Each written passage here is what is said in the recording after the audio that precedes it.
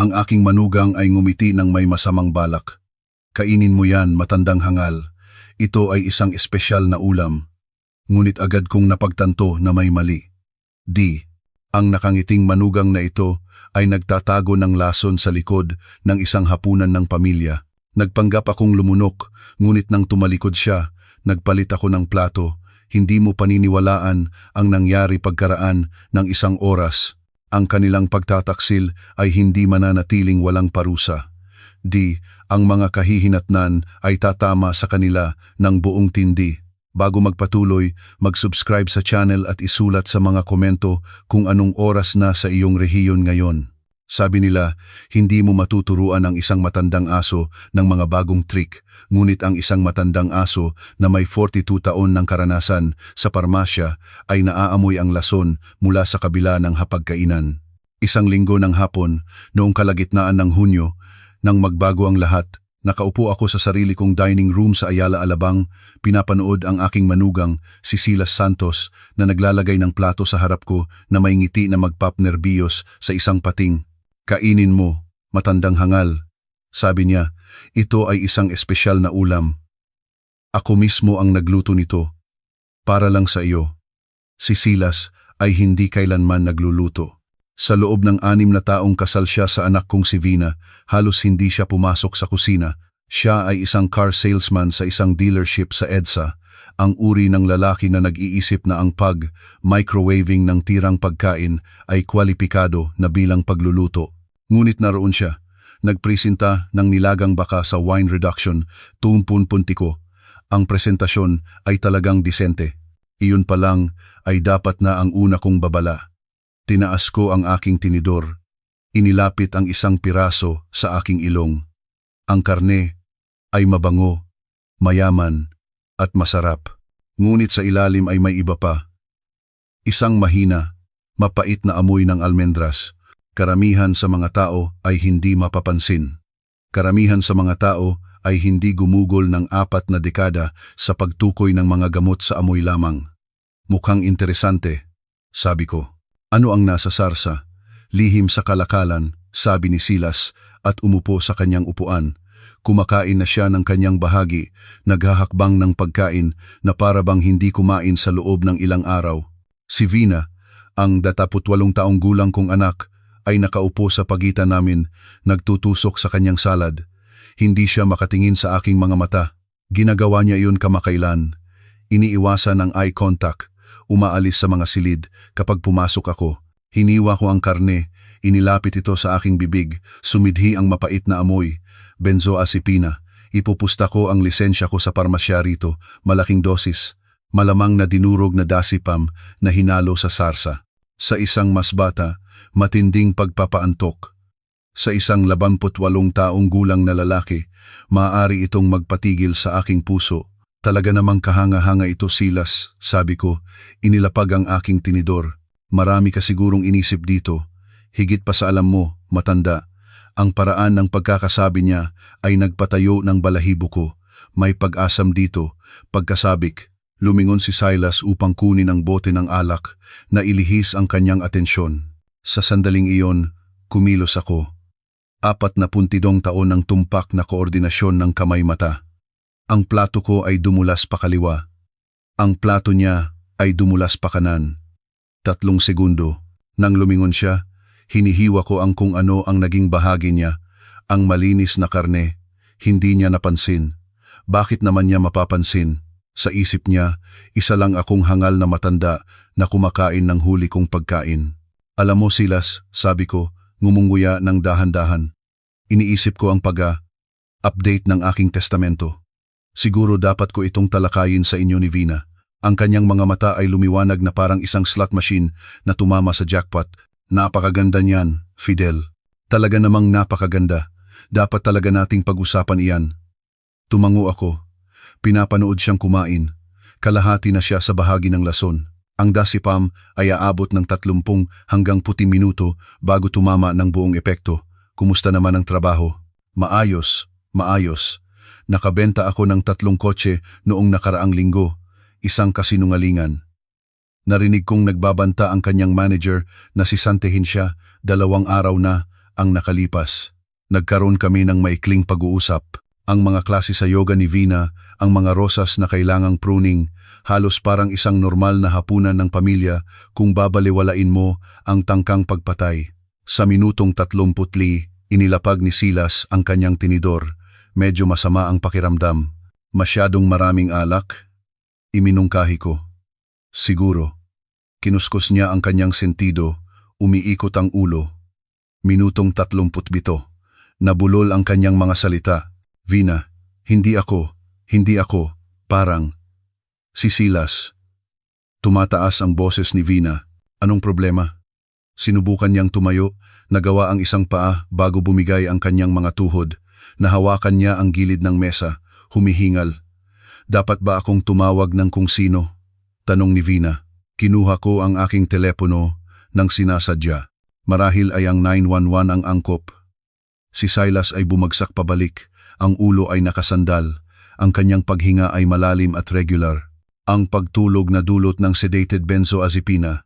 Hindi mapanganib para sa kanyang edad at timbang. Hindi komportable. Nakakahiya kapag dumating ang mga paramedic, ngunit hindi nakamamatay. Umiiyak si Vina, inaalog ang balikat ni Silas. Gising na, Silas. Gising na. Tumawag ako. Ibinigay ang address. Ipinaliwanag na ang aking manugang ay tila nagkaroon ng reaksyon sa hapunan. Tinanong ng operator kung humihinga siya. Kinumpirma ko, papunta na ang mga paramedic. Dumating ang mga paramedic sa loob ng 12 minuto. Sinuri nila ang mga vitals. Nagtanong, isinakay siya sa isang stretcher. Nagpumilit si Vina na sumama. Fidel, maaari mo bang linisin ang kalat? Tanong niya sa pintuan, tumutulo ang maskara.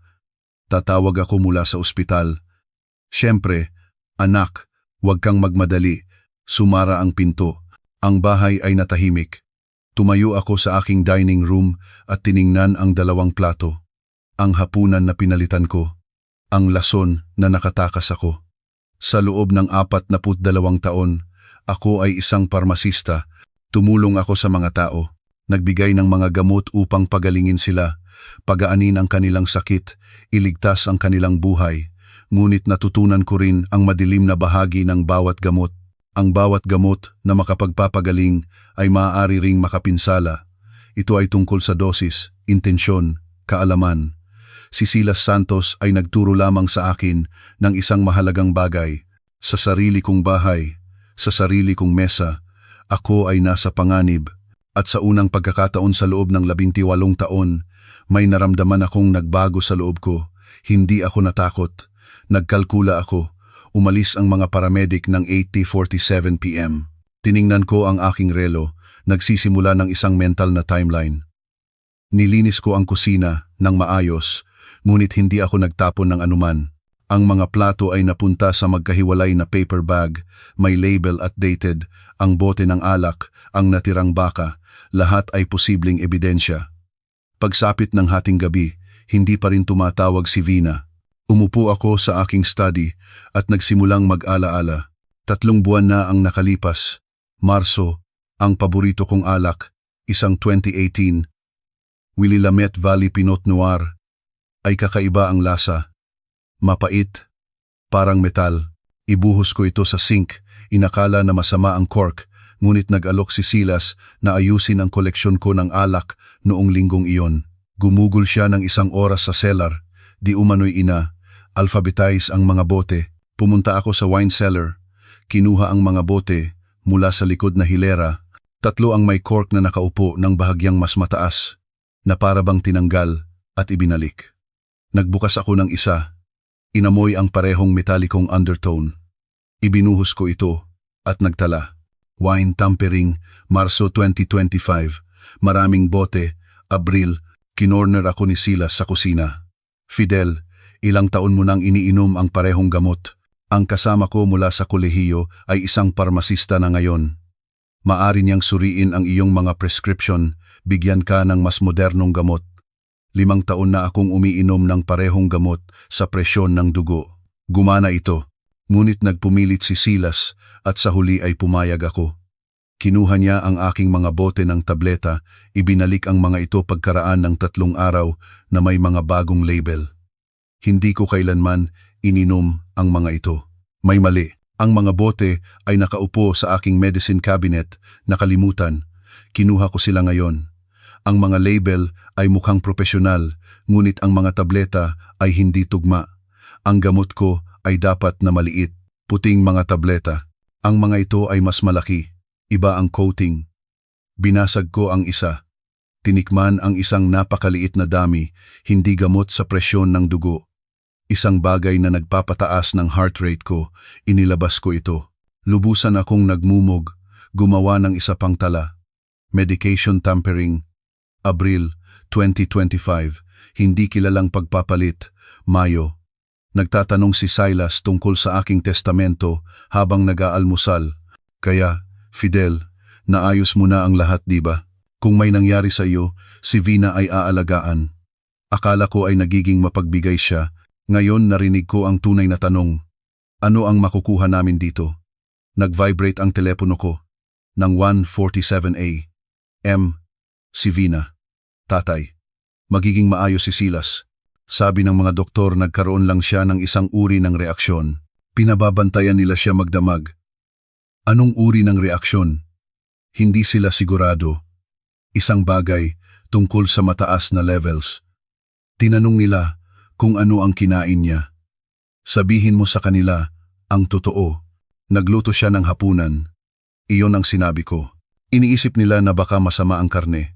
Ang masamang karne ay hindi nagdudulot ng benzodiazepine toxicity. Kailan ka uuwi? Malamang umaga. Maari mo bang i-lock? Nagawa na. Magpahinga ka. Binaba niya ang telepono. Umupo ako sa dilim. Ang mga piraso ay naglalagay sa lugar. Hindi ito impulse. Ito ay pagpaplano. Ang alak ay pagsubok. Ang pagpapalit ng gamot ay isang mas mabagal na paraan.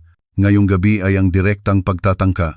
At si Vina, ang paraan ng hindi niya pagtingin sa aking mga mata sa hapunan, ang paraan ng pag-alis niya sa mga silid nang pumasok ako, ang paraan ng agarang pag-aakala niya na masama ang karne.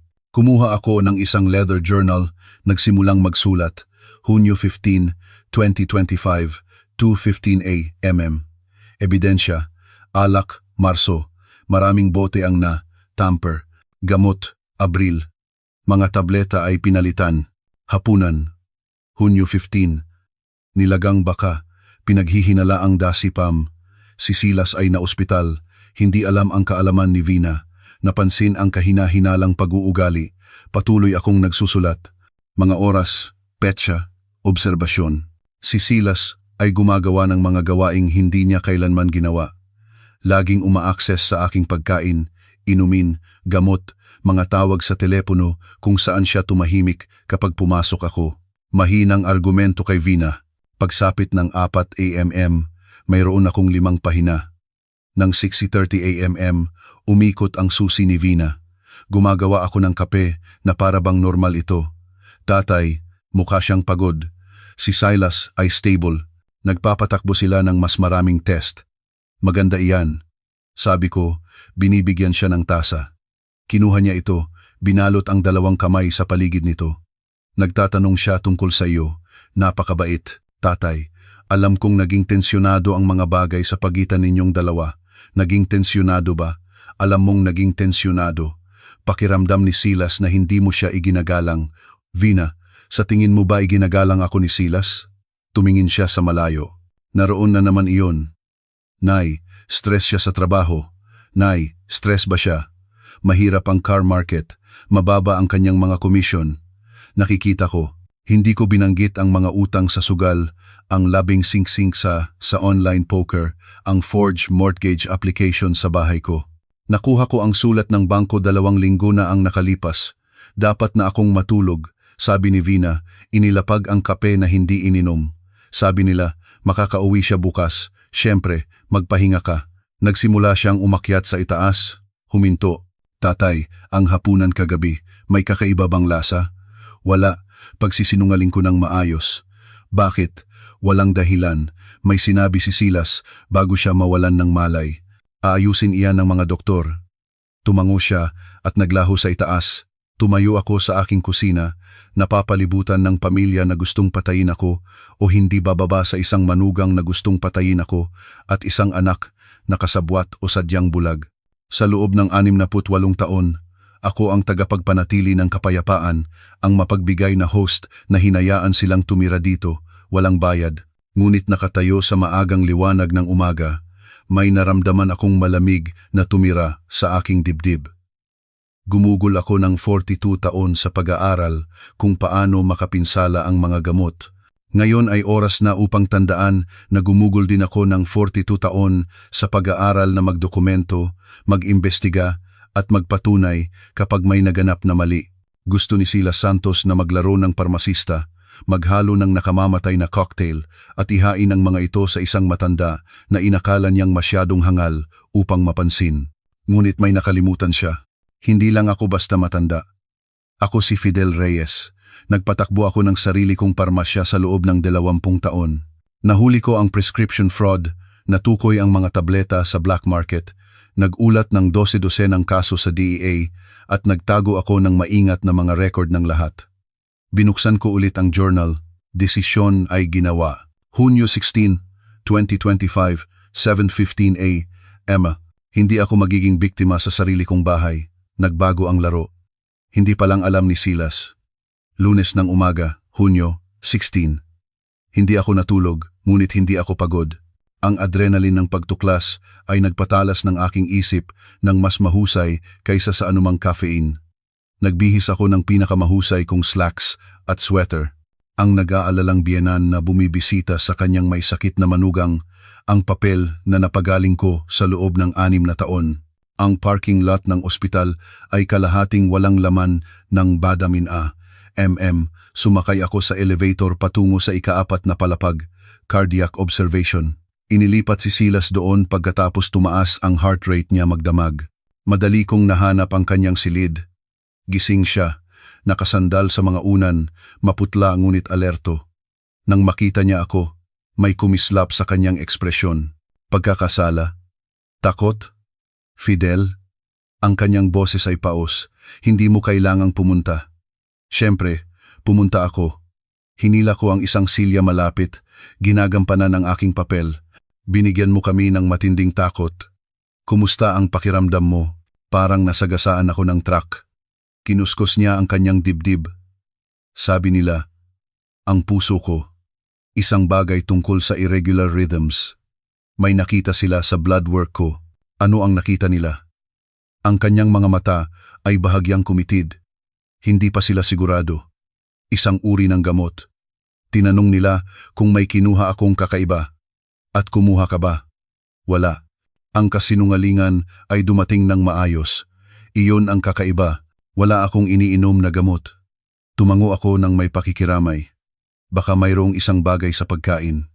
Minsan ang mga karne ay maaaring magkaroon ng mga additive. Oo, baka iyon na. Bahagya siyang nag-relax. Binanggit iyan ng mga doktor. Hayaan kong manahimik, pinapanood ang mga monitor na tumutunog. Akala niya ligtas siya. Akala niya isa lang akong hangal na matanda. Hayaan na kitang magpahinga. Sabi ko, tumayo. May kailangan ka ba? Wala, ayos lang ako. Dadalhin ni Vina ang telepono ko mamaya. Naglakad ako patungo sa pinto. Pagkatapos ay huminto. Ay Silas, ang hapunan na ginawa mo, ang recipe, saan mo nakuha? Ang kanyang mukha ay naging maingat na blanco. Online, isang cooking blog. Baka subukan ko ring gawin minsan. Sigurado? Oo, sigurado. Iniwan ko siya doon, naglakad pababa sa pasilyo, at iyon ang narinig ko. Fidel Reyes. Lumingon ako. Ang boses ay pag-aari ng isang babae na naka-scrubs, nasa kalagitnaan ng 50s, na may mabait na mga mata. Tumagal ng ilang sandali upang maalala ko siya. Gloria Diaz, sabi ko. Ilang taon na ang nakalipas. Si Gloria ay isang nurse sa Providence, Portland. Nang magbigay ako ng mga gamot doon, nagtrabaho kami ng magkasama sa hindi mabilang na mga prescription verification, -Scriben. Akala ko iyon ang pangalan mo sa visitor log, sabi niya. Binigyan ako ng mabilis na yakap. Ano ang nagdala sa iyo rito? Ang aking manugang, si Silas Santos. Nagkaroon siya ng isang uri ng reaksyon kagabi. Bahagyang kumunot ang kanyang ngiti. Ngunit nahuli ko ito. Silas Santos, silid 412. Siya iyon. Fidel, sumulyap siya sa pasilyo. Maaari ba tayong mag-usap? Baka kumuha tayo ng kape. Ang hospital cafeteria ay halos walang laman. Umupo kami sa isang corner booth. 2 tasa ng kakilakilabot na kape sa pagitan namin. Ano ang nangyayari sa bahay mo?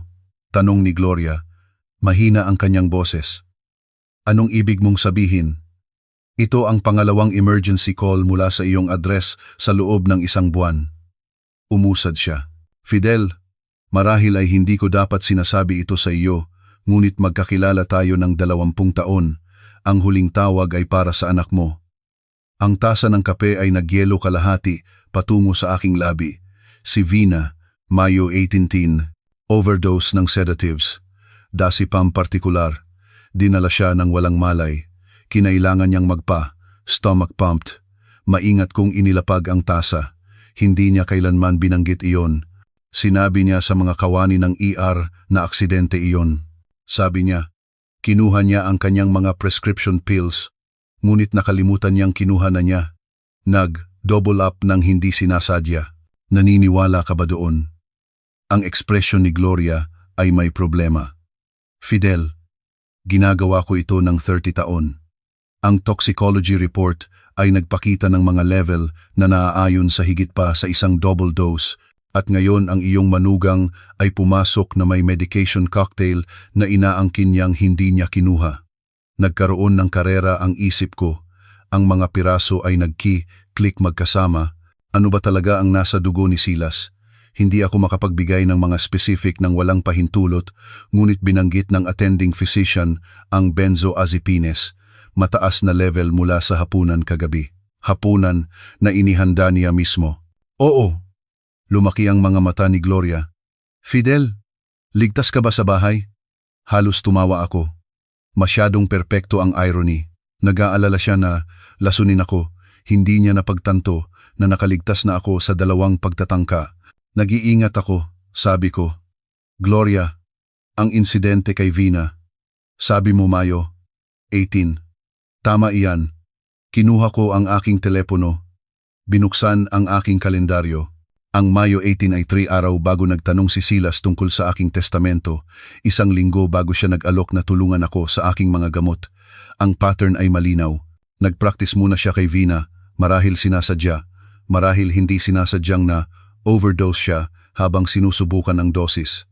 Sa anumang paraan, natuto siya mula rito. At pagkatapos ay ibinaling ang kanyang atensyon sa akin. Alam ba ni Vina na sinasabi mo ito sa akin? Tanong ko. Walang nakakaalam.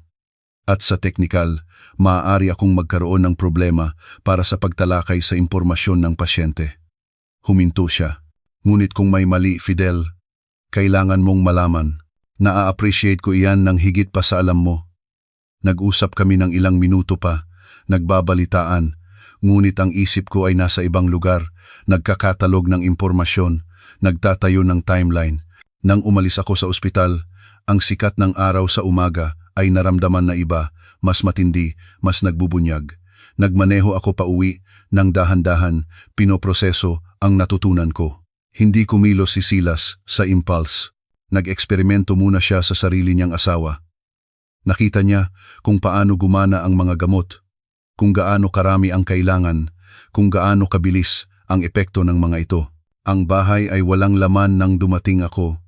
Nag-iwan ng tala si Vina, umalis para sa mga prescription ni Silas, babalik mamayang hapon. Pumunta ako sa aking study, binuksan ang aking journal, nagdagdag ng mga bagong entry, Mayo 18, 2025. Si Vina ay naospital para sa dasipam overdose, malamang si Silas ang responsable. Pagsusubok ng dosis, Hunyo 18, 2025. Kinumpirma na ang paglason ni Silas ay benzodiazepines. Parehong gamot na ginamit kay Vina. Hindi ito impulse, ito ay pagsasanay. Tanong, alam ba ni Vina ang ginagawa niya sa kanya? Sa anumang paraan, itinago niya ito sa akin. Ang katahimikan na iyon ay nagsasabi ng marami. Umupo ako pabalik at tiningnan ang mga salitang isinulat ko. Hindi lang ito isang sakim na manugang, ito ay methodical, kalkulado. Ginawa ni Silas Santos ang aking anak na isang test subject at nang napagaling niya ang kanyang teknik, inasinta niya ito sa akin. Ang tanong ngayon ay, ano ang gagawin ko tungkol dito? Umuwi si Silas Miyerkules ng hapon, Hunyo 80. Nag-alala si Vina sa kanya, inilagay siya sa sopa na may mga unan at kumot. Pinanood ko mula sa pintuan ng aking study. Kumusta ang pakiramdam mo? Tanong ko. Mas mabuti, sabi ni Silas. Bumalik ang kanyang kulay kahit na gumalaw siya ng maingat. Sabi ng mga doktor, kailangan kong magpahinga. Siyempre, at nalaman nila kung ano ang sanhi ng episode. Isang uri ng food poisoning, masamang karne o kung ano. Mabilis na tumango si Vina, iyon ang sinabi nila. Fidel, siguro dapat nating itapon ang anumang karne sa freezer. Magandang ideya, sumang-ayon ako. Nagtagpo ang mga mata ni Silas sa akin sa isang sandali at nakita ko ang tanong, naghihinala ba ako? Ibinigay ko sa kanya ang pinakamahusay kong ngiti ng lolo.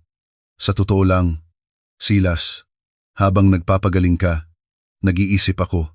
Binanggit mo na nagkakaproblema ka. Sa trabaho, ang kanyang ekspresyon ay nanginginig. Ano? Well, sa pagiging may sakit mo at ang mga medical bill, naisip ko na baka makatulong ako. Tulungan paano? Pinansyal. Hanggang sa makabalik ka na. Umupo ako sa armchair. Pamilya tayo, di ba? Ang mukha ni Vina ay lumiwanag. Tatay, napaka-generous mo. Magkano ang iniisip mo? Maingat na tanong ni Silas. Depende sa kung ano ang kailangan mo. Bakit hindi mo ipakita sa akin ang iyong kasalukuyang mga gastos? Maaari kong tingnan ang iyong budget. Tingnan kung saan natin mapapagaan ang pressure. Pinanood ko ang kasakiman na nakikipaglaban sa hinala. Ang kasakiman ang nanalo. Oo, okay. Makakatulong iyan. Napakaganda. Kailangan kong makita ang iyong mga bank statement, bill, para lang magkaroon ng malinaw na larawan. Sigurado, maaari kong ihanda ang mga iyon. Halos masyadong madali. Pagsapit ng Huwebes ng umaga, binigyan ako ni Silas ng access sa kanyang mga financial record. Akala niya nakakakuha siya ng libreng pera. Ang talagang ginawa niya ay ibigay sa akin ang ebidensya. Ang forged mortgage application sa bahay ko ay lumabas sa kanyang email history na may petsang Mayo 25. Nag-apply siya para sa isang 200,000 na pautang gamit ang aking ari-arian bilang collateral, kumpleto sa kung ano ang lumabas na pirma ko. Ang application ay tinanggihan na flag para sa kahina-hinalang aktibidad. Nagpadala sa akin ang bangko ng babalang sulat 2 linggo na ang nakalipas na binaliwala ko bilang scam. Ngayon, naintindihan ko na totoo iyon. Sinubukan ni Silas na nakawin ang equity mula sa bahay ko. Idinokumento ko ang lahat, mga screenshot, mga printed email. Ang paper trail ay lumalaki, ngunit Biyernes ng hapon, natagpuan ko ang tunay na smoking gun. Ang bahay ay may nakabahaging computer sa den. Napansin kong nagmamadaling isinasara ni Silas ang mga window nang pumasok ako kahapon.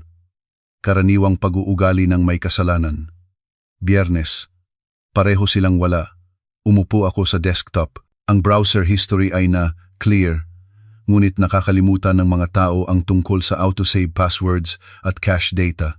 Tumagal ako ng 15 minuto upang mahanap ang email thread mula kay Silas Santos patungo kay Vina Reyes Santos. Santos Petsa, Hunyo 2, 2025. Paksa, timeline. Mahal, kailangan nating kumilos ng mas mabilis. Kinausap ko ulit ang buyer na iyon. Ang developer, interesado pa rin siya sa ari-arian sa 820K, ngunit hindi maghihintay pagkatapos ng Agosto. Kailangan nating isara ito sa lalong madaling panahon. Ang tugon ni Vina. Paano? Hindi pa aalis si tatay sa lalong madaling panahon.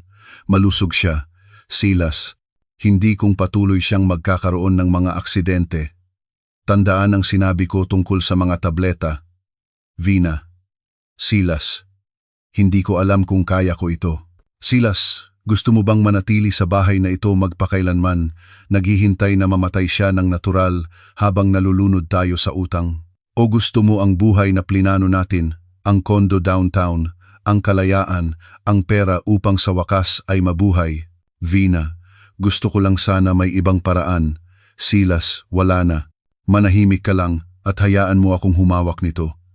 Sa pagtatapos ng tag-init, matatapos na ang lahat.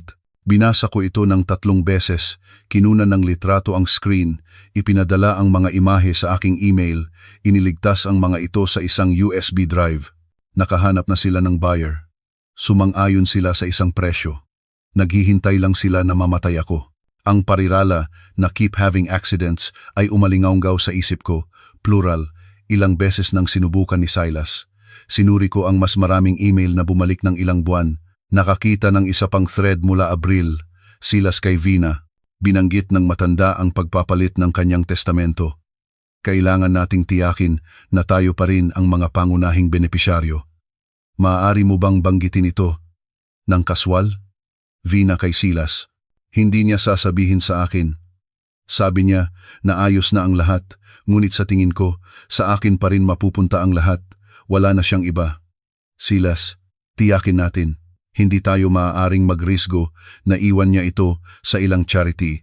Nanginginig ang aking mga kamay, hindi sa takot, kundi sa galit. Pinaplano nila ito ng ilang buwan.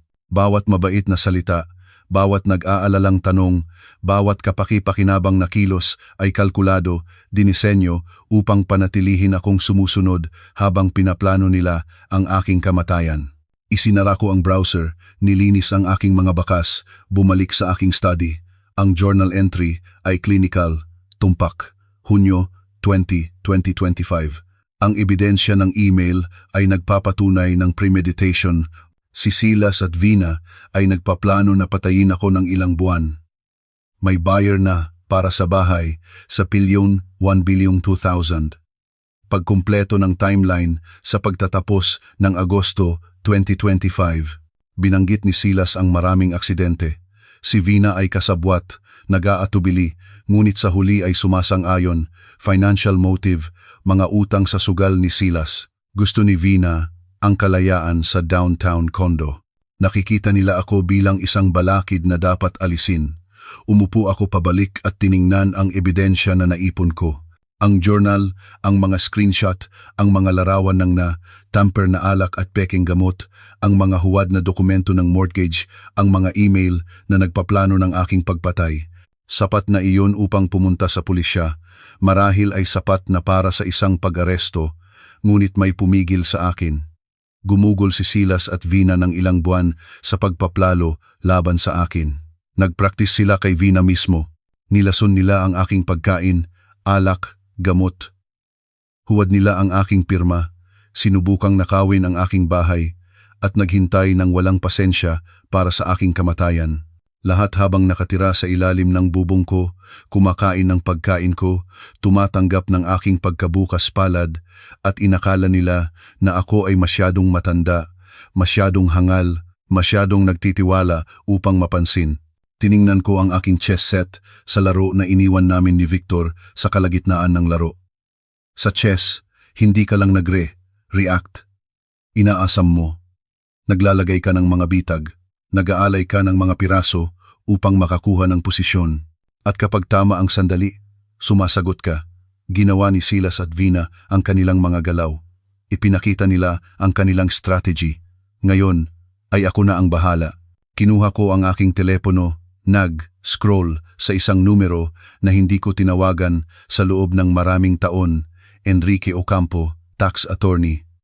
Nagtrabaho kami nang magkasama nang ibenta ko ang aking parmasya. Enrique, si Fidel Reyes ito. Kailangan ko ang tulong mo sa isang bagay. Gaano kabilis tayo magkikita? Ang laro ay hindi na tungkol sa kaligtasan. Ito ay tungkol sa hustisya at tapos na akong maglaro ng depensa. Ang linggo pagkatapos makita ang mga email na iyon ang pinakamahaba sa buhay ko. Hunyo 21 hanggang 27. 7 araw ng pagkukunwari na normal ang lahat habang nakatira sa mga taong gustong patayin ako. Mabilis na gumaling si Silas, masyadong mabilis.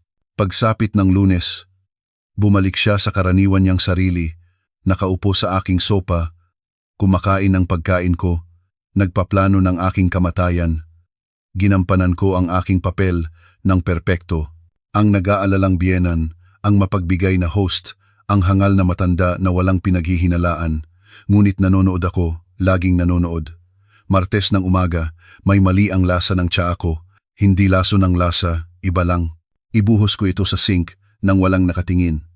Miyerkules, ang aking pang-araw-araw na vitamins ay mukhang bahagyang off. Iba ang laki, iba ang coating. Hindi ko kinuha ang mga ito. Sa halip, binalot ko ang mga ito sa isang evidence bag, may label at dated, Huwebes. Ang sabon sa kamay, sa aking banyo, ay nagbigay sa akin ng rash.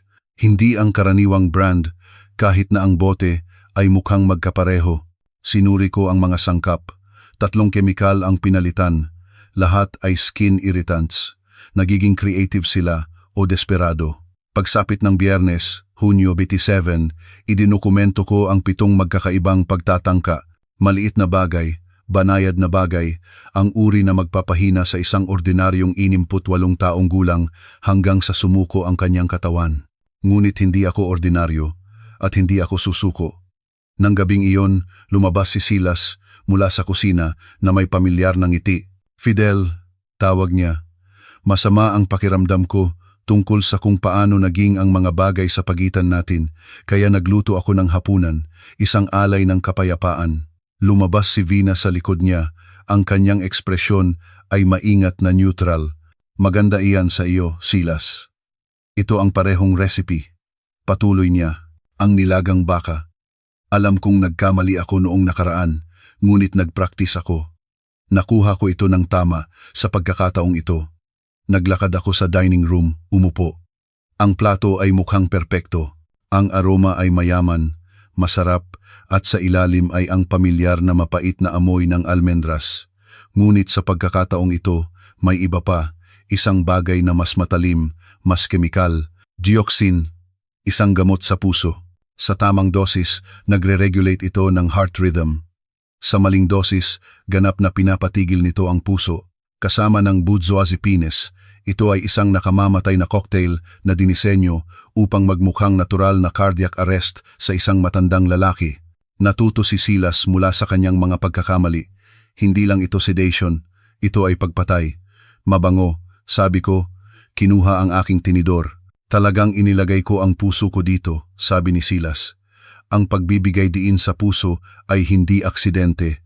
Umupo si Vina na may sariling plato, ngunit napansin kong hindi siya kumakain, nagtutulak lang ng pagkain sa paligid. Hindi ka ba gutom, anak? Tanong ko. Kumain ako kanina, mabilis niyang sabi. Na late ang tanghalian. Siyempre, alam niya kung ano ang nasa pagkain. Kumakain na si Silas, naghahakbang ng mga forkful sa kanyang bibig, ngunit ang kanyang plato ay malinis. Masasabi ko sa amoy. Naghain siya sa sarili niya mula sa ibang kawali. Silas, maaari mo bang kunin ang alak? Tanong ko. Ang pino mula sa cellar, ilalim na shelf, 2 bote mula sa kaliwa. Sigurado, tumayo siya, patungo sa pinto ng basement. Sa sandaling naglaho siya sa hagdan, gumalaw ako. 3 segundo, ang plato ko ay dumulas pa kaliwa. Ang lason niyang plato ay dumulas pa kanan. Ang malinis kong mga kagamitan ay pinalitan ng mga ginamit niya. Nang bumalik si Silas na may alak, hinihiwa ko ang kung ano ang naging bahagi niya. Mas mahusay talaga ito kaysa noong nakaraan. Sabi ko, lumawak ang kanyang ngiti. Salamat, Fidel. Natutuwa ako na gusto mo. Kumain kami sa medyo katahimikan, halos hindi hinawakan ni Vina ang kanyang pagkain. Mabilis na natapos si Silas, pagkatapos ay nagpaalam upang manood ng telebisyon. Nanatili ako sa mesa, pinapanood ang orasan. 30 minuto, iyan ang tagal noong nakaraan. Sa minutong 28, narinig ko ang boses ni Silas mula sa living room. Vina, masama ang pakiramdam ko. Ang kanyang upuan ay kumaluskos pabalik. Anong problema? Ang dibdib ko, masikip, at ang ulo ko. Tumayo ako ng dahan-dahan, naglakad patungo sa pintuan. Maputla si Silas, isang kamay ang nakadiin sa kanyang dibdib. Dapat ba akong tumawag sa 911? Tanong ni Vina, tumataas ang boses. Baka sandali lang. Ang mga salita ni Silas ay nabulol, ang kanyang mga mata ay hindi nakatuon. Kinuha ko ang aking telepono. Tatawagan ko sila. Hindi ako. Sinubukan ni Silas na tumayo, bumagsak pabalik sa sopa. Ang kanyang paghinga ay mababaw, mabilis. Umiiyak si Vina. Anong nangyayari, Silas? Papunta na ang ambulance. Kalmado kong sabi. Darating sila sa loob ng 10 minuto. Nakita ng mga mata ni Silas ang akin, at sa sandaling iyon, nakita ko ito. Ang pagtanto, ang pag-unawa. Alam niya ang ginawa ko. Ang kanyang bibig ay bumukas, sinubukan na bumuo ng mga salita, ngunit walang lumabas maliban sa isang pigil na paghingal. Dumating ang mga paramedic sa loob ng 8 minuto. Nagmadali silang pumasok na may kagamitan. Mga tanong, sanay na kahusayan. Ano ang kinain niya? Tanong ng isa. Hapunan, sabi ko. Nilagang baka. Inihanda niya ito mismo. Isinakay nila si Silas sa isang stretcher, nagsimula ng isang IV, ikinabit ang mga monitor. Ang kanyang mga vital sign ay lahat mali. Sir, kumuha ba kayo ng anumang gamot ngayon? Tanong ng paramedic kay Silas. Ang mga mata ni Silas ay lumapit sa akin. Hindi siya makapagsalita, ngunit sinabi ng kanyang ekspresyon ang lahat. Hindi siya umiinom ng gamot, sabi ni Vina. Malusog siya, hindi ko maintindihan. Nagpalitan ng tingin ang mga paramedic. Nakikita namin ang mga senyales na naaayon sa drug toxicity. Kailangan namin siyang ihatid ngayon. Inilabas nila siya. Sumunod si Vina. Sumakay sa ambulance.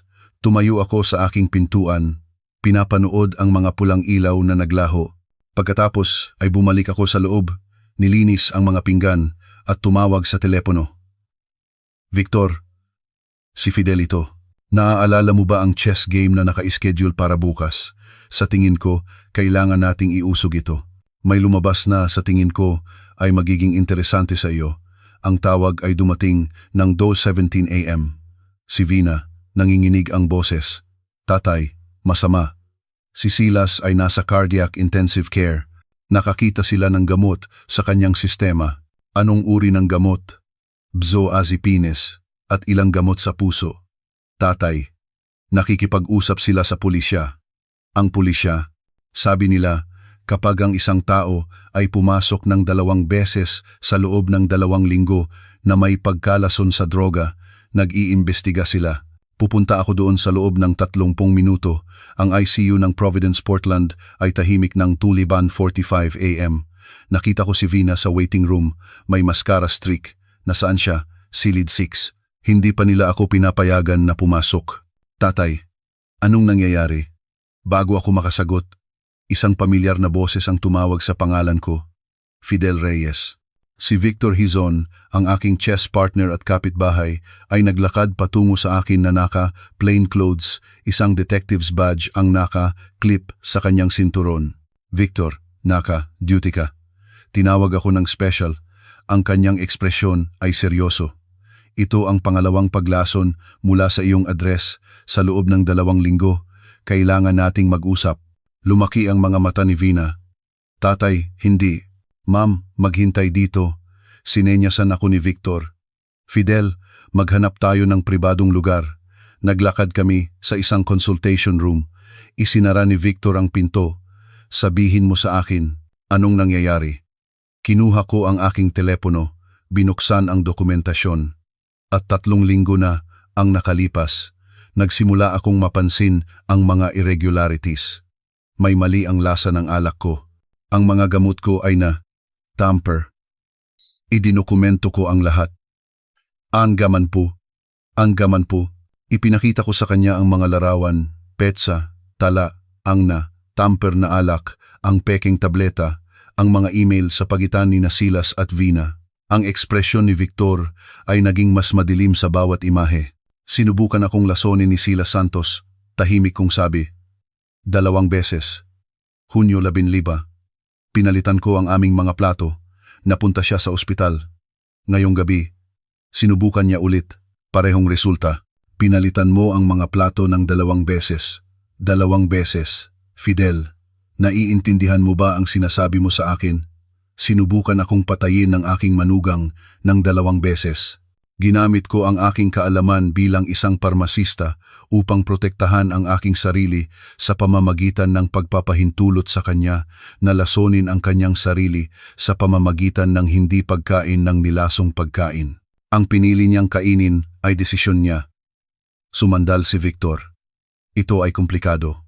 Nagiging mas komplikado. Ipinakita ko sa kanya ang mga huwad na dokumento ng mortgage, ang mga email na nagpaplano ng aking kamatayan. Naghihintay sila na mamatay ako upang maibenta nila ang aking bahay.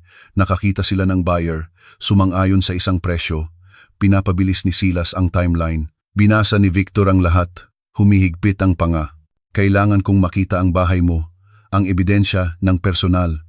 Siyempre, may security footage din ako. Mayroon kang ano, nag-install ako ng mga kamera, 3 linggo na ang nakalipas.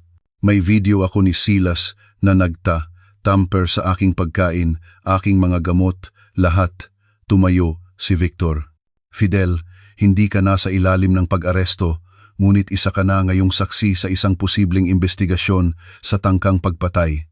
Marahil, naiintindihan ko. At kung susuportahan iyon ng ebidensya, si Silas Santos ay mapupunta sa bilangguan sa loob ng napakatagal na panahon. Iyon ang inaasahan ko. Naglakad kami pabalik sa waiting room. Alian Namlapur, agad na tumayo si Vina. Anong nangyayari, tatay? Ano ang sinabi mo sa kanya? Ang totoo, simple kong sabi. Anong totoo? Umusad si Victor. Ma'am, kailangan kong magtanong sa iyo tungkol sa iyong relasyon, sa iyong ama at sa iyong asawa. Pumuti ang kanyang mukha. Gusto ko ng abogado. Iyan ang iyong karapatan. Ngunit magpapatupad kami ng search warrant sa tirahan sa 2847 Ayala, Alabang Drive sa loob ng 1 oras. Tumingin si Vina sa akin, nagmamakaawa. Tatay, pakiusap, sabihin mo lang sa kanila na aksidente iyon. Hindi sinasadyang lasonin ako ng 2 beses. Pinanatili ko ang boses ko. Hindi sinasadyang huwad ng mga dokumento. Hindi sinasadyang planuhin ang aking kamatayan sa mga email na iyon. Atras siya. Alam mo ang tungkol sa mga email? Alam ko ang tungkol sa lahat, Vina. Ang mga peking gamot, ang tamper na alak, ang deal sa buyer para sa $820,000. Alam kong alam mo ang ginagawa ni Silas at hinayaan mo itong mangyari. Tumulo ang luha sa kanyang mukha. Hindi ko kailanman inisip na siya ay talagang pinili mo ang iyong panig ng manahimik ka. Sabi ko, nang pinanood mo siyang maghanda ng unang hapunan at walang sinabi. Nagtatala si Victor. Ginang Santos, anumang sinasabi mo ay maaaring gamitin sa korte. Lubos kong iminumungkahi na makipag-usap ka sa isang abogado. Isang doktor ang lumabas mula sa ICU. Pamilya ni Silas Santos. Kami iyon, sabi ni Vina. Pinupunasan ang kanyang mga mata. Si Ginoong Santos ay stable, ngunit kritikal. Natukoy namin ang mga sangkap, datsipam at dioxin, pareho sa potensyal na nakamamatay na dosis. Kailangan nating malaman kung paano niya kinain ang mga ito. Gumawa siya ng hapunan, sabi ko, nilagang baka. Inihanda niya ito mismo. Ang doktor ay mukhang nalilito. Nilason niya ang sarili niya. Malamang, sabi ni Victor, bagaman iyan ang tinutukoy namin. Nagbas ang telepono ko. Enrique Ocampo, ang aking abogado. Kailangan kong tumawag, sabi ko kay Victor. Bilisan mo, pumunta ako sa pasilyo, diniyal si Enrique. Fidel, nakuha ko ang iyong mensahe. Sabihin mo sa akin na hindi mo ginawa ang sa tingin ko ay ginawa mo. Nagtanggol ako ng sarili ng 2 beses at ngayon kailangan ko ng legal na representasyon. Kailangan mo ng criminal defense attorney. Hindi, kailangan mong i-file ang paperwork. Gusto kong kasuhan si Silas Santos ng tangkang pagpatay. Gusto kong imbestigahan ang mapanlinlang na mortgage at gusto ko ng restraining order laban kina Silas at Vina na epektibo kaagad. Mahabang pause. May ebidensya ka, bulto, kasama ang video. Kung gayon, hindi tayo naglalaro ng depensa. Naglalaro tayo ng offense. Eksakto. Nang bumalik ako, nasa telepono si Victor. Si Vina ay nakaupo ng mag-isa, nakatingin sa wala. Fidel, sabi ni Victor, tinapos ang kanyang tawag. Kailangan kitang sumama sa station. Magbigay ng formal na pahayag, dalhin ang lahat ng iyong ebidensya, syempre, at Fidel. Binaba niya ang kanyang boses. Chess, bukas ng gabi. Halos ngumiti ako. Gusto ko iyan. Habang naglalakad ako patungo sa exit, tumawag sa akin si Vina.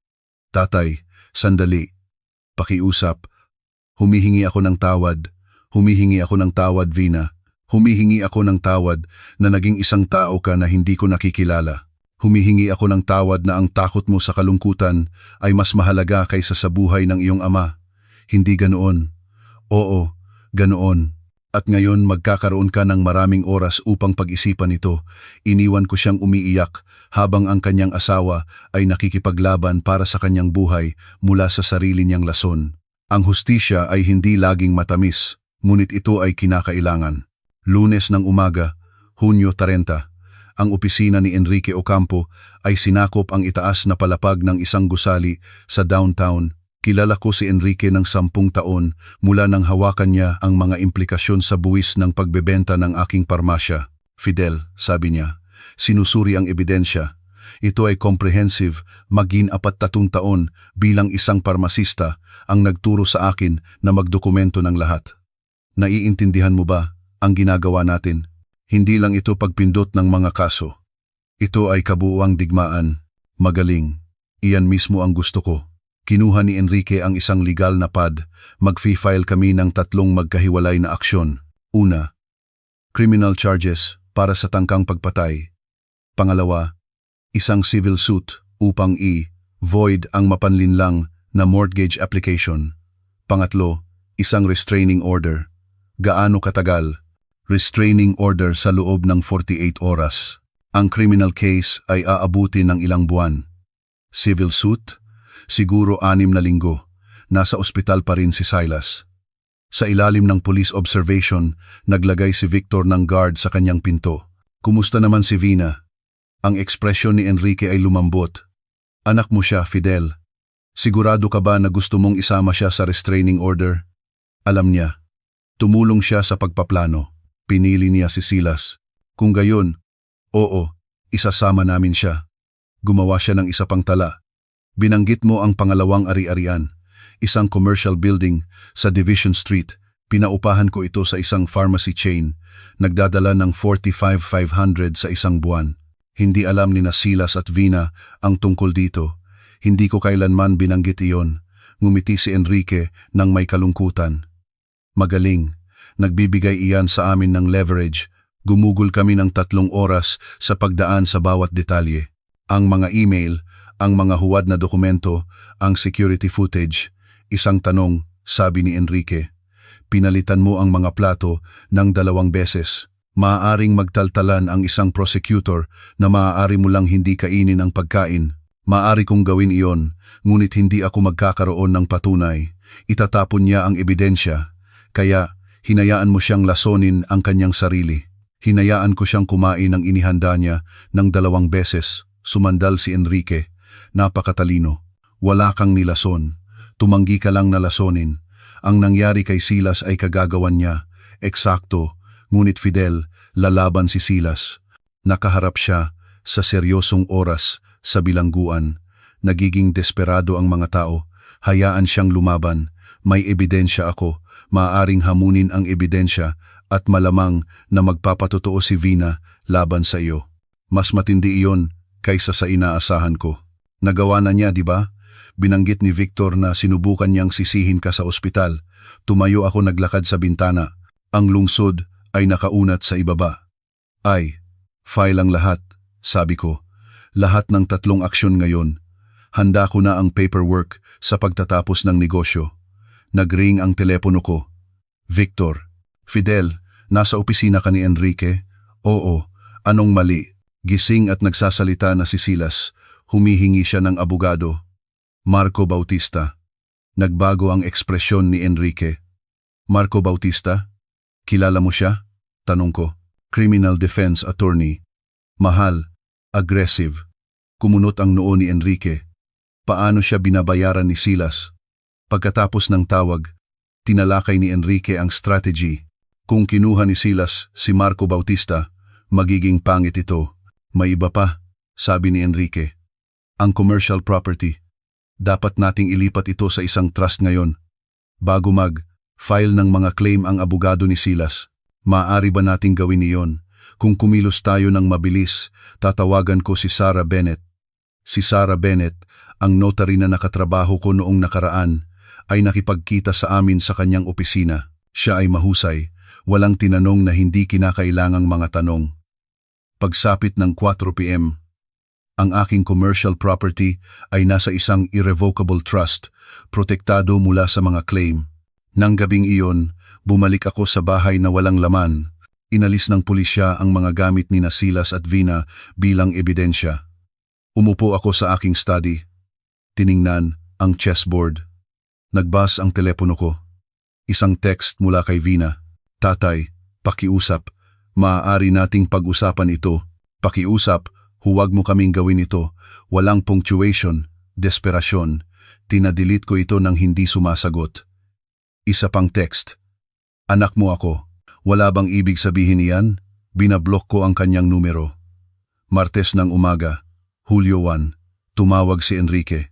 Restraining order ay naaprubahan. Epektibo kaagad.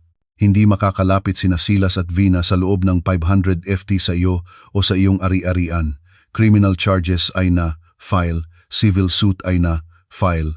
Paano nag-react si Silas? Ayon kay Victor, naghagis siya ng water pitcher sa dingding. Ngumiti ako. Magaling. Fidel, may isa pa. Nag-file si Marco Bautista ng isang motion. Inaangkin niya na si Silas ang biktima ng elder abuse. Sabi niya, mentally manipulating mo silang dalawa ni Vina, na ikaw ang nag-orkestra ng mga insidente ng paglason upang i-frame si Silas. Ang audacity ay kahanga-hanga. Sa anong ebidensya? Wala. Ngunit humihingi siya ng psychiatric evaluation para sa iyo. Hayaan mo, papasok ako sa anumang evaluation na gusto nila. Inakala ko na sasabihin mo iyan. Pumayag na ako rito. Contingent sa pagsusumite rin ni Silas sa evaluation kailan sa susunod na linggo. Independent psychiatrist na itinalaga ng korte. Nang gabing iyon, dumating si Victor. Para sa aming naantalang chess game, inilipat niya ang kanyang rook. Alam mo ang ginagawa mo, di ba? Tanong niya. Naglalaro ng chess. Ibig kong sabihin kay Silas, sa lahat ng ito, inilipat ko ang aking queen. Inilalagay ang kanyang hari sa check. Pinoprotektahan ko ang aking sarili. Pareho sa ginagawa ko mula noong Hunyo 15. Pinag-aralan ni Victor ang board. Naglalaro ka ng mapanganib na laro. Ang abogado ni Silas ay mabangis. Hayaan siya. Ang ebidensya ay nagsasalita para sa sarili nito. Maaaring baluktot ang ebidensya. Tiningnan ko siya sa mata. Victor, gumugol ako ng 42 taon sa pagtiyak na nakuha ng mga tao ang tamang gamot. Hindi ako nagkamali. Kahit minsan, hindi ako magsisimula ngayon. Inilipat niya ang kanyang hari. Mag-ingat ka lang. Checkmate sa 3 galaw, sabi ko. Tiningnan niya ang board, nakita ito, sumuko. Ikaw ay isang malamig na manlalaro, Fidel. Kapag kinakailangan lamang. Ang counter-offensive ni Marco Bautista ay dumating ng mabilis at brutal. Hulyo 3, pinakawalan si Silas mula sa ospital at agad na nagdaos ng press conference sa mga hakbang ng courthouse. Pinanood ko ito sa lokal na balita, nakatayo sa aking kusina. Ako ang biktima ng isang kalkuladong pag-atake ng aking biyenan, sabi ni Silas, mukhang maputla ngunit determinado. Si Fidel Reyes ay nakikilahok sa isang pattern ng psychological abuse laban sa aking asawa at sa akin sa loob ng maraming taon. Nagtanong ang reporter tungkol sa mga insidente ng paglason. Naghanda ako ng hapunan para sa aking pamilya, kahit paano ay kontaminado ni Fidel ang pagkain. Naniniwala ako na ginawa niya ito upang frame ako upang magmukha akong mapanganib upang maalis niya kami sa bahay. Kumpletong inversion ng katotohanan at kinakain ng mga reporter iyon, umusad si Marco Bautista. May ebidensya kami na si Ginoong Reyes ay naghihirap mula sa paranoid delusions.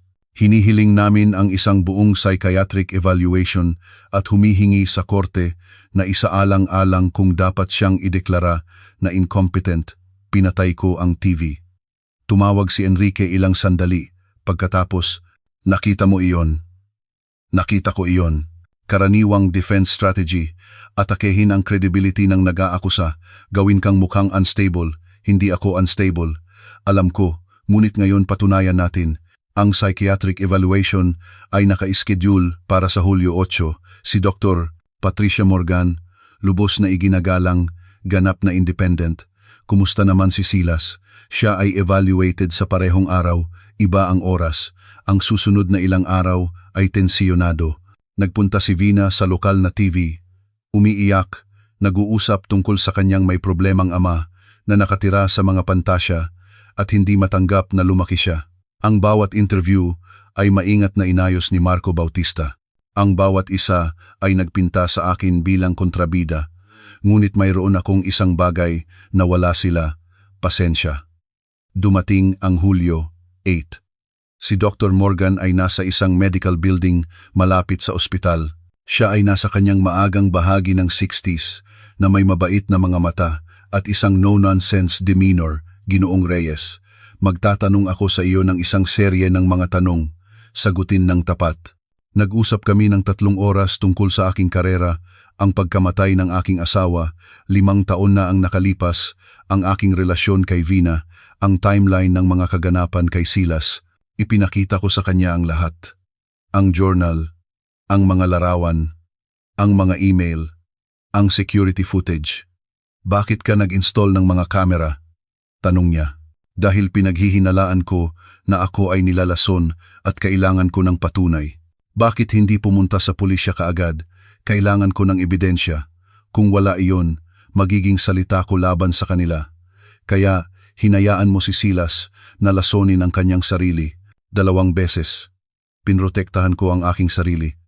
2 beses. Ang kinain ni Silas ay sarili niyang pinili. Gumawa siya ng mga tala. Sa wakas, isinara niya ang kanyang notebook. Ginoong Reyes, nagsagawa ako ng libu-libong evaluation. Wala kang ipinapakita na mga senyales ng paranoia, delusion o cognitive impairment. Ang iyong mga aksyon, bagaman hindi conventional, ay nagpapakita ng malinaw, rational na pag-iisip at pagpaplano. Hulyo 10. File si Marco Bautista ng isa pang motion, humihingi na i-suppress ang security footage. Inaangkin na nakuha ito ng illegal dahil hindi pumayag sina Silas at Vina na i-record. Sumagot si Enrique, ito ay tahanan ni Fidel at pinapayagan ng batas ng Oregon ang mga may-ari ng bahay na i-record ang mga aktibidad sa kanilang sariling mga tirahan. Julio 12. Inihayag ng opisina ng DA na sumusulong sila sa mga kaso laban kay Silas. 2 kaso ng tangkang pagpatay, 1 kaso ng fraud para sa mga huwad na dokumento ng mortgage. Ang tugon ni Silas, isang press conference kung saan siya umiyak, inaangkin na siya ay inosente. Tumayo si Vina sa tabi niya, hawak ang kanyang kamay. Ang imahe na iyon ay mas nakakagulo sa akin kaysa sa mga akusasyon. Ang aking anak na tumatayo sa tabi ng lalaki na sumubok na patayin ako. Hulyo 15. Dumating si Victor na may balita. Nalaman namin kung paano binabayaran ni Silas si Marco Bautista. Paano? Kumuha siya ng pautang. Ginamit ang bahay mo bilang collateral ang mga huwad na dokumento? Hindi, iba. Huwad niya ang mga ito pagkatapos mapakawalan mula sa ospital. Idinagdag namin ito sa mga kaso. Kahit na nakaharap sa bilangguan, sinubukan pa rin niyang nakawin ang aking bahay. Hulyo 18-8, preliminary hearing. Umupo ako sa courtroom na pinapanood sina Silas at Marco Bautista na nagpresenta ng kanilang kaso. Magaling si Marco. Ginawa niyang mukhang sympathetic si Silas. Ang desperadong manugang na sumusubok na alagaan ang isang matanda at unstable na lalaki. Nagpatotoo si Vina. Ang aking ama ay laging nagko-control. Nang pakasalan ko si Silas, hindi kinaya ni tatay. Sinusubukan niyang paghiwalayin kami mula noon. Mga kasinungalingan. Lahat ng kasinungalingan. Ngunit naihatid ng may luha at paniniwala. Pagkatapos ay ako na ang bahala. Hiniwakan ako ni Enrique sa ebidensya, ang timeline, ang mga email, ang mga huwad na dokumento, at sa wakas ang security footage. Ang courtroom ay natahimik habang pinapanood nila si Silas na maingat na binubuksan ang mga bote ng tableta, dinudurog ang mga tableta, hinahalo ang mga ito sa isang sarsa. Ang timestamp ay malinaw, Hunyo-7, 5:47 p.m. Nag-object si Marco Bautista, nagtalo, sinubukan na i-suppress ito. Binaliwala siya ng hukom. Ang footage ay admissible. Magpatuloy, mas maraming footage. Si Silas na tamper sa mga bote ng alak, pinapalitan ang mga gamot, nagdaragdag ng isang bagay sa isang sabon. Nang matapos ito, tiningnan ko si Silas. Ang kanyang mukha ay pula, ang kanyang panga ay humigpit. Nagsalita ang hukom. Batay sa ebidensya na ipinakita, nagpapasya ako na may probable cause na magpatuloy sa paglilitis. Ginoong Santos, mananatili kang malaya sa bail, ngunit may electronic monitoring. Ang petsa ng paglilitis ay nakatakda para sa Agosto 15. Habang umaalis kami sa courthouse, hinarang kami ni Marco Bautista.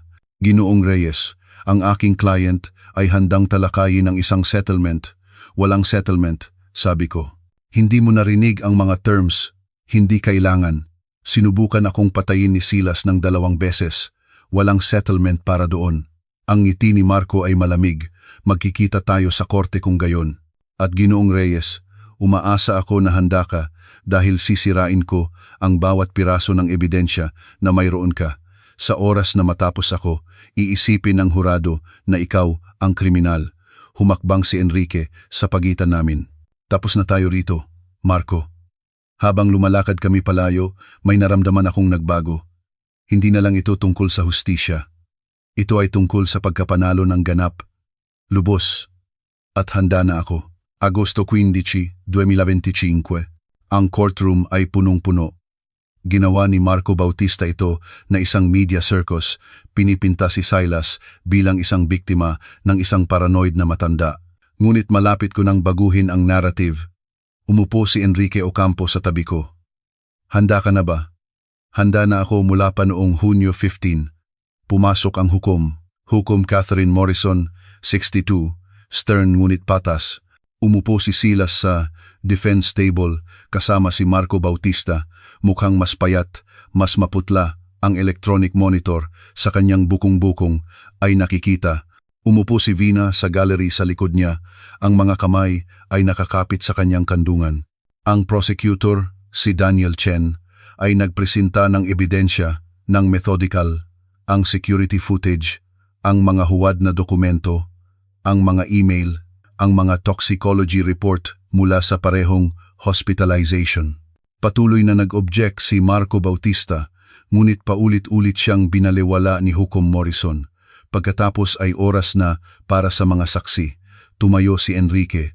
Your Honor, gusto naming magpresenta ng ebidensya tungkol sa character at financial situation ni Ginoong Reyes. Magpatuloy. Bumukas ang mga pinto ng courtroom. Si Robert Chen, President ng Pacific Northwest Pharmacies, ay naglakad papasok. 70 taong gulang, pilak na buhok, perpektong tinahi na suit. Ang ulo ni Silas ay mabilis na tumayo. Bumulong siya kay Marco Bautista. Ginoong Chen, sabi ni Enrique, maaari mo bang ipaliwanag ang iyong relasyon kay Fidel Reyes? Kami ni Fidel ay naging business partners ng 10 taon. Nang ibenta niya ang kanyang parmasya noong 2015, inalok ko siya ng 15% na equity sa Pacific Northwest Pharmacies. Nagpapatakbo kami ngayon ng 43 na lokasyon sa buong Oregon at Washington at ang kasalukuyang halaga ng stake ni Ginoong Reyes. Humigit kumulang 10.2 milyon.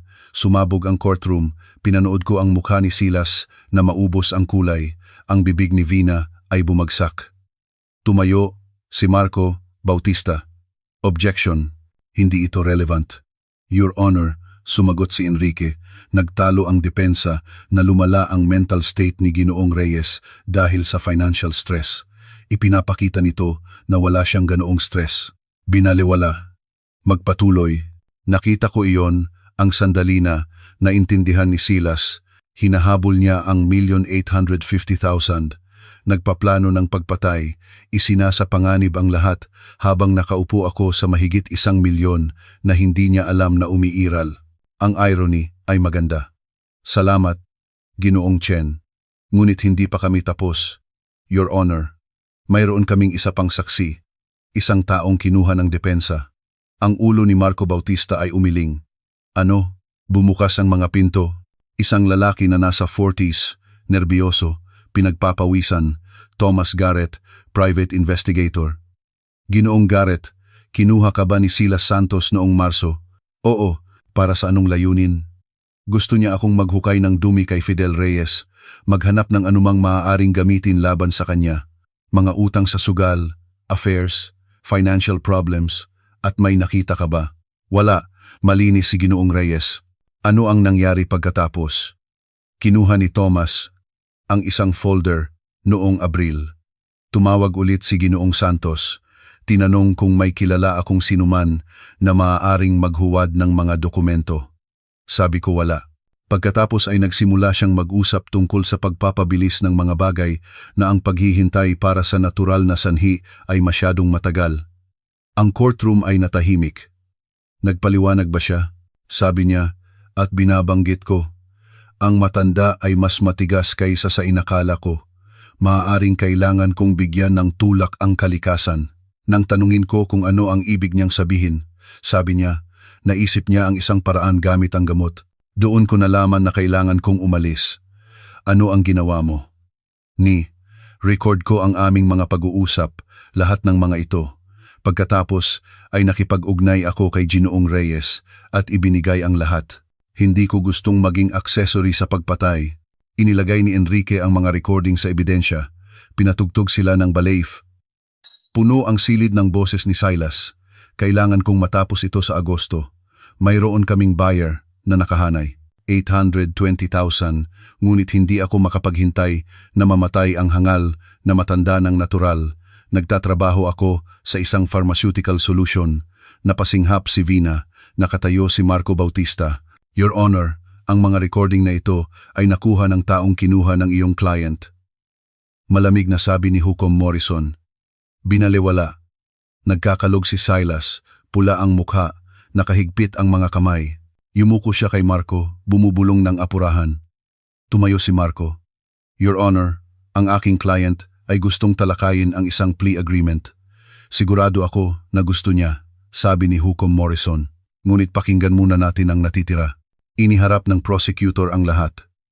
Ang mga huwad na mortgage application, ang mga email chain sa property buyer, ang timeline na nagpapakita ng tumataas na mga utang sa sugal ni Silas.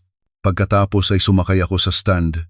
Hiniwakan ako ng prosecutor sa pamamagitan nito ang aking karera, ang aking kaalaman sa mga gamot, kung paano ko nakilala ang benzodiazepines, ang desisyon na palitan ang mga plato. Bakit hindi ka lang tumanggi na kumain? Dahil kailangan ko ng patunay. Kung tumanggi ako, itatapon ni Silas ang ebidensya at susubukan ulit. Sa pamamagitan ng pagpapalit ng mga plato, pinrotektahan ko ang aking sarili at idinokumento ang kanyang intensyon. Agresibong cross-examine sa akin si Marco, sinubukang ipinta ako bilang isang manipulative mastermind. Hindi ba totoo na maaari mo lang tawagan ang pulisya at sasabihin sa kanila kung ano, na ang aking manugang ay maaaring nagpaplano na lasonin ako kung walang ebidensya, wala silang gagawin. Kaya, hinayaan mo siyang lasonin ang kanyang sarili ng 2 beses. Hinayaan ko siyang kumain ng inihanda niya ng 2 beses. Ang lason ay pinili niya, hindi ako. Sinubukan ni Marco sa loob ng 1 pang oras, ngunit hindi niya maalog ang aking patotoo. Ang ebidensya ay masyadong matatag. Hindi kailangan ni Hukom Morrison ng matagal upang mag-deliberate. Silas Santos, pakiusap, tumayo. Tumayo si Silas sa nanginginig na mga binti. Batay sa ebidensya na ipinakita, nakita ko ang probable cause para sa lahat ng mga kaso. 2 kaso ng tangkang pagpatay, maraming kaso ng fraud at forgery. Ang bail ay binawi, ikaw ay ipapadala sa kustudiya kaagad. 2 opisyal ang lumapit kay Silas. Tiningnan niya si Vina, desperado. Tumingin siya sa malayo. Habang ginagapos siya, nasira ang kontrol ni Silas. Baliw ito. Niloko tayo ng matandang iyon. Ginoong Santos, matalas na sabi ni Hukom Morrison, iminumungkahi ko na isave mo ang iyong enerhiya para sa paglilitis kung saan malamang na makita kang nagkasala at hatulan ng makabuluhang oras sa bilangguan. Dinala nila siya palayo, nagpoprotesta pa rin. Pinanood ko siyang umalis at wala akong naramdaman kundi malamig na kasiyahan. Oktubre 12, 2025, tong buwan pagkatapos ng hearing, si Silas Santos ay nahatulan ng 12 taon sa bilangguan. Ang paglilitis ay tumagal ng 3 araw. Ang hurado ay nag-deliberate sa loob ng 40 minuto. Si Vina ay nakatanggap ng 3 taon na probation at isang restraining order. Ipinagbabawal siyang makipag-ugnay sa akin o lumapit sa loob ng 500 feet sa aking ari-arian. Ang aking bahay ay nasa isang irrevocable trust na ngayon protektado mula sa anumang hinaharap na mga claim. Ang mapanlinlang na mortgage ay void. Ang magiging buyer ay umatras nang tumama ang kuwento sa balita. Nakaupo ako sa aking study nang tumunog ang doorbell. Sinuri ko ang security camera na pinanatili kong naka-install. Si Vina ay nakatayo sa aking porch na may hawak na isang cardboard box. Halos hindi ako sumagot, ngunit nanalo ang curiosity. Binuksan ko ang pinto, hindi ko siya inanyayahan na pumasok. Tatay, sabi niya. Ang kanyang mga mata ay pula, mas payat ang mukha. Pumunta ako upang kunin ang huli kong mga gamit mula sa storage room. Fine, 10 minuto. Tumango siya, inilapag ang box, lumampas sa akin. Nanatili ako sa pasilyo na pinapanood siyang kumuha ng mga larawan ng pagkabata, ilang libro, ilang piraso ng alahas mula sa kanyang ina. Nang bumalik siya, ang box ay nasa kanyang mga braso, huminto siya. Tatay, hindi ko. Kailangan kong sabihin ito. Nagkamali ako. Natakot ako at naging hangal at hinayaan kong manipulahin ako ni Silas. Dapat kitang protektahan. Dapat ko sana. Dapat ay naging anak ka. Sa halip, naging kasabwat kanya. Ang mga salita ay tumama sa kanya na parang isang pisikal na suntok. Alam kong hindi ko na ito maitatama, ngunit kailangan kong malaman mo na hindi ko naintindihan kung ano talaga ang ginagawa niya. Akala ko, usapan lang iyon, pantasya lang tungkol sa pera. Hindi ko inakala na siya ay talagang, alam mo na sapat. Alam mo ang tungkol sa unang beses na napunta ako sa ospital. Alam mo ang tungkol sa mga huwad na dokumento. Alam mo ang tungkol sa mga plano na ibenta ang aking bahay at wala kang sinabi. Tumulo ang luha sa kanyang mukha. Humihingi ako ng tawad. Naglakad ako sa kusina, nagbuhos ng isang tasa ng tsaa. Ang aking mga kamay ay matatag, ang aking konsensya ay malinaw. Nang bumalik ako, nakatayo pa rin si Vina doon. Maaari ba akong magtanong sa iyo ng isang bagay? Tahimik niyang sabi, ano? Alam mo ba? Nang pinalitan mo ang mga plato na iyon, alam mo ba kung ano ang mangyayari kay Silas? Tiningnan ko siya. Talagang tiningnan siya. Ang babaeng ito, na pinalaki ko, na naging estranghero. Alam ko kung ano mismo ang mangyayari. Naghanda siya ng isang lason na inilaan upang patayin ako. Nang kinain niya ito sa halip, nagdusa siya sa mga kahihinatnan ng sarili niyang mga aksyon. Hindi iyon pagpatay, Vina. Iyan ay hustisya. Ngunit hinayaan mo siya. Pinrotektahan ko ang aking sarili. Iyon lang. Ang lahat ng nangyari kay Silas, ginawa niya sa sarili niya. Pinunasan niya ang kanyang mga mata. Binibisita ko siya kahapon sa bilangguan. Hindi siya gumagaling. Wala akong pakialam. Gusto niyang humingi ng tawad. Hiningi niya sa akin na tanungin ka kung isasaalang-alang mo ang pagbisita sa kanya kung inilapag ko ang aking tasa ng tsaa. Ang China ay mahinang tumunog laban sa saucer. Binili ko ang set na ito kay Marta, 40 taon na ang nakalipas. Ginamit namin ito tuwing linggo ng umaga. Vina, tumingin ka sa akin, ginawa niya. Sinubukan kang patayin ng asawa mo ng 2 beses. Nag-eksperimento siya sa iyo muna, napagtanto mo man o hindi. Ang pagbisita sa ospital na iyon na mayroon ka noong Mayo, hindi iyon aksidente. Sinusubukan niya ang mga dosis. Ang kanyang mukha ay pumuti. Ano? Sinabi sa akin ng nurse na dinala ka na may napakalaking overdose ng benzodiazepines. Si Silas ay nag-practice. Tinitingnan kung gaano karami ang masyadong marami. At nang malaman niya, ginamit niya ang kaalaman na iyon sa akin. Natumba siya. Nahuli ang kanyang sarili sa doorframe. Hindi, sabi niya. Sabi niya, siguro kinuha ko ang mga tableta ko ng 2 beses ng aksidente at naniwala ka sa kanya dahil mas madali iyon kaysa makita ang totoo. Ang pagtanto ay sumira ng isang bagay sa kanya. Lumubog siya sa hagdan, ulo sa kanyang mga kamay. Wala akong naramdaman na simpatiya, isang malayo lamang na kalungkutan para sa anak na nawala sa akin bago pa nagsimula ang lahat ng ito. Sa tingin ko, dapat ka nang umalis ngayon, sabi ko. Tumingin siya sa akin, tumutulo ang maskara, sirang mukha, naghahanap ng ilang lamat sa aking armor, ilang senyales ng ama na dating nagpapagaan sa kanya. Hindi niya iyon mahahanap. Kinuha ko ang aking tasa ng tsaa, hinawakan ito ng matatag, nakita ang kanyang mga mata ng may malamig na katapusan. Nakalimutan mo ang isang simpleng katotohanan, tahimik kong sabi. Alam ko ang higit pa tungkol sa lason kaysa sa inyong dalawa. Ang mga salita ay lumapag na parang isang sentensya. Amatras siya, tumayo, kinuha ang kanyang box. Sa pinto, lumingon siya ulit sa huling pagkakataon. Mahal kita, tatay. Hindi mo ako mahal. Kung mahal mo ako, binabalaan mo sana ako. Pinrotektahan mo sana ako. Dapat ay naging anak ka sa halip na kasabwat niya. Ang mahal mo ay ang ideya ng pagpapatawad ko sa iyo at hindi ako magpapatawad. Umalis siya. Pinanood ko sa bintana habang inilalagay niya ang box sa kanyang kotse at nagmamaneho palayo. Hindi ko na siya nakita ulit. Pagkaraan ng 3 linggo, nagpatala ako sa isang veterans chess tournament. Kumuha ng pangalawang puwesto, natalo sa isang 74 taong gulang na retiradong guro na nagngangalang Margaret na naglaro ng isang mabangis na Sicilian defense. Noong Nobyembre, lumipad ako sa Paris. Gumugol ng 2 linggo sa pagbisita sa mga museo, pag-inom ng alak na eksaktong ganoon ang lasa, kumakain ng mga pagkain na inihanda ko mismo sa aking inupahang apartment. Ginamit ko ang dividend mula sa aking mga pharmacy shares, 554,000 noong taong iyon. Pera na hindi alam ni Silas at Vina na umiiral. Nang bumalik ako sa bahay, inilagay ko ang isang larawan sa frame at inilagay ito sa aking desk. Si Marta at ako, 30 taon na ang nakalipas, nakatayo sa harap ng parmasya na binuo namin ng magkasama. Marta, sabi ko sa kanyang imahe, ginawa ko iyon. Ligtas ang ating tahanan, protektado ang ating legacy. May natutunan akong isang mahalagang bagay sa lahat ng ito, isang bagay na nais kong naintindihan ko ng mas maaga. Ang kabaitan na walang boundaries ay hindi birtud.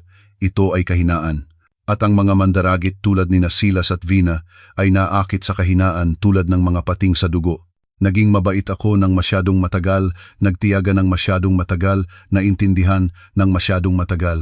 Ngunit nang itulak nila ako ng sapat, nang bantaan nila ang lahat na itinayo namin ni Marta, ipinakita ko sa kanila kung ano ang alam ng isang parmasista na hindi alam ng karamihan sa mga tao.